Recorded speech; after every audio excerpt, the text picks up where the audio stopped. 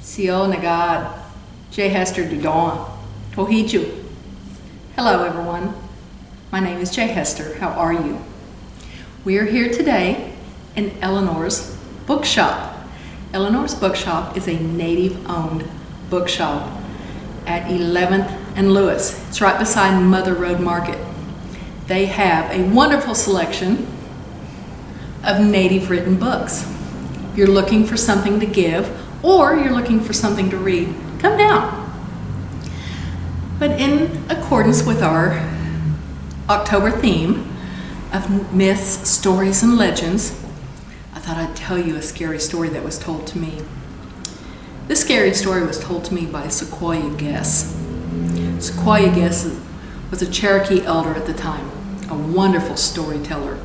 I hope I can do him justice. This story happened to Sequoia's grandmother. So it's a true story. It really happened. When it was told to me, I got goosebumps. It scared me so bad. A long time ago, Sequoia's grandmother lived here in Oklahoma. Her family had come on the walk. Many had died. But they had set up home around Tahlequah. That's where the story takes place. Tahlequah is Cherokee Nation's capital right now. In this story, Sequoia's grandmother is a little girl. So it'd be before Oklahoma was a state, when Oklahoma was still known as Indian Territory. Sequoia's grandmother was young. She was feisty. She wasn't scared of anything, which may have been her downfall. But Sequoia's grandmother was riding with her family in a horse-drawn wagon. They went by an old woman's house, and there had been stories of this old woman, whether she was a skili, or she was a raven mocker, or she was someone that took what years you had left in your life from you. If you were 10 and were destined to live till you were 70, and she took your years, that means she took 60 years from you, and she would live another 60 more, where you would not live another. Many people in the town thought that maybe she was someone that took years.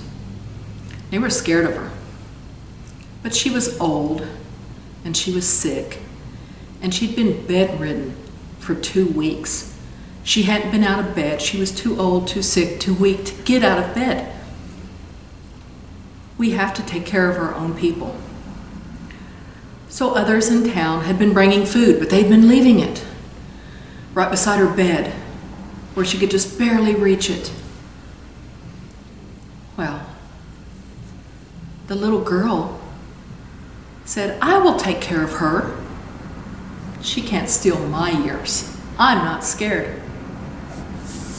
She went in the home, and she washed the dishes, and she swept the floors. It was a small home. The living room would see into the bedroom. The bedroom would see into the small kitchen. Everyone, from any point in the house, they could see into the other room. So when she was washing the dishes, she could see the old woman in bed, barely moving, barely breathing, but still alive. She swept the floors, still watching the old woman. When dark came, she made a pallet, a little bed, in the living room where she could see straight into the bedroom, and on the bed lay the old woman. She went to sleep. Long after midnight, she felt something. The hairs on the back of her neck stood up. Her body tensed, her muscles were tight, but her eyes were squeezed shut. She dare not open her eyes. She could feel someone staring at her, right at her cheek, right here as she slept, but she dare not open her eyes. She could feel the hot breath on her neck. In and out, in and out. She dare not open her eyes. This went on. She could feel the person staring, getting closer and closer. She knew that they were just inches away from her face. She was scared if she opened her eyes, what she would see.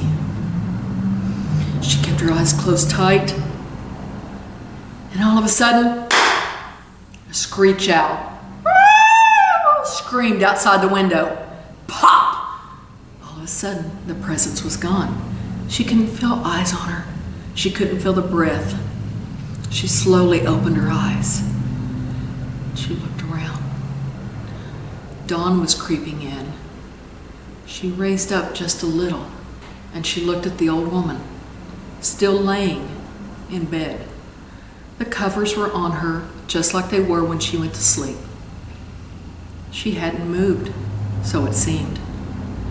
She sat up more, but she noticed that the old woman had gone. She had walked on. She had died. She sat up, knew that the old woman was gone. She went to get her parents. She went to get the town doctor. They all came back. The doctor looked at her and pronounced the old woman dead. But what he said is something that she'll never forget. The old woman had not died of old age. The old woman had not passed because she had lived a long life. The old woman had died of a broken neck. They never knew how an old woman who had never gotten out of bed had broken her neck. But the little girl knew. The little girl knew it was her neck that had stretched off of her body right above her. She knew if she'd opened her eyes that night, she would have taken her years. But she didn't. She held fast. She kept her eyes held tight. And when the owl screeched, the old woman's neck popped back. And that's what broke her neck. The townspeople always scratched their head and said, she must have been dreaming. But she knew, and the doctor knew, when he examined the woman and had a broken neck, what she had died of. This is a story that still scares me today. They still talk of it today. And if you'd like to come and see any other stories or read anything else, please do. Thank you. Wado. Okay, hello, Hatso. My name is Erin Parker, and I'm with Tulsa Public Schools Indian Education, and this is going to be another section to our virtual field trip here at Eleanor's Bookshop. And right here we have Kelsey, and she is one of the owners, and she is going to kind of give us a tour and talk to us about how it all started, and so we can get to know about this bookshop. And so, right behind us, this is all the books, and we're going to kind of go through. There's more in here. So it's going to be kind of a question and answer. And so we're just going to start out. Kelsey, can you tell us, how did your bookshop start? Yeah, certainly. So my husband and I actually started it together, and we met when we were actually teaching with Erin at Edison. And we've kind of always worked together on projects ever since we've met. And so after we got married, this is something that's always been a dream for us, is to start a business together. And we think that books is how our talents are best used and what we can offer to the community. So this is something that we've been working on together for, I guess, about the past year at this point. And it's been really cool to see it kind of come together and to be able to share it with Tulsa. Yes, and the way that another part of that story is that you guys won. Yes. Okay, can you explain what happened Sure. there? So we entered a business competition with the Lubbock Taylor Family Foundation, and part of that process was an application. Once that was accepted, we did a pop-up shop at the Mother Road Market, and based on our success there, we won the competition, which is really, humbling in terms of, it took a lot of hard work to be able to get here, but to see it develop over time has been just unmatched. Very, very cool. Yeah, and so this is a brand new building, right? Yes, a brand new building. The building on the corner actually used to be a flower shop. I think that's what most people remember it as. It was most recently a Boost Mobile, but then they kind of refurbished that middle building, built these out, and so, yeah. And that's where we're at. Yeah. Okay, and so I would like for Kelsey to kind of just walk us through. Yeah. They have their bookshop set up a certain way, and so they also do feature different specific books. And so when we get to that section, since it's about to be Native American Heritage Month, and they're celebrating because right now is it Hispanic? Yes. Hispanic Heritage Month. So Yep. there's going to be like sections that might be out of order, but it's because they're trying to showcase what's going on. So I'm going to turn over to Kelsey. Yeah, absolutely. So we start over here with our board books for the really little ones, and we move over here to our picture books, which kind of come from right here, but this middle shelf has a few different features on it. So you can see that we've got our Native and Indigenous section right here on our big feature shelf, which we're very happy with the selection that we have, but we'll be even happier when it can grow. We're definitely hoping to have the largest selection of Native and Indigenous books in the state of Oklahoma. So that's a goal that we're working towards and hopefully going to achieve very soon. This shelf right here is actually all in Spanish. So it's important for us to be able to help kids and adults find books that are written in their first language, but also maybe a second, third, fourth language that they're trying to learn. So that's very important to us. This being the bulk of our picture book section then moves into our chapter books and middle readers. So these are for kiddos that are really getting just past the picture books, starting to read those chapter books. This would be like late elementary school. Then we've got our own large section over here for the young adults. And this is something that is also particularly close to my heart. I've been a middle school and then lower high school teacher for a while, so this section is kind of for them. And this section is also one that is growing every day as well. We just started out when we first opened with these 4 shelves right here, and we've expanded in the last few months over to these. So that's been very, very exciting. And we're hoping that as kids grow up and they start out at the board books, that they can kind of move along the wall and over to this section as they get older and kind of grow up with the shop. So.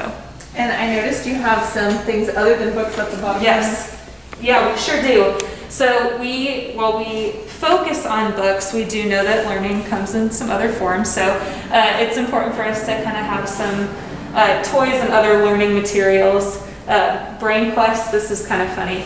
My dad was a huge fan of Brain Quest when I was younger, and man, it was a lot of work to get me to sit down and do some Brain Quest. And this year on Father's Day, I actually texted him a picture of the Brain Quest section that we have in our store.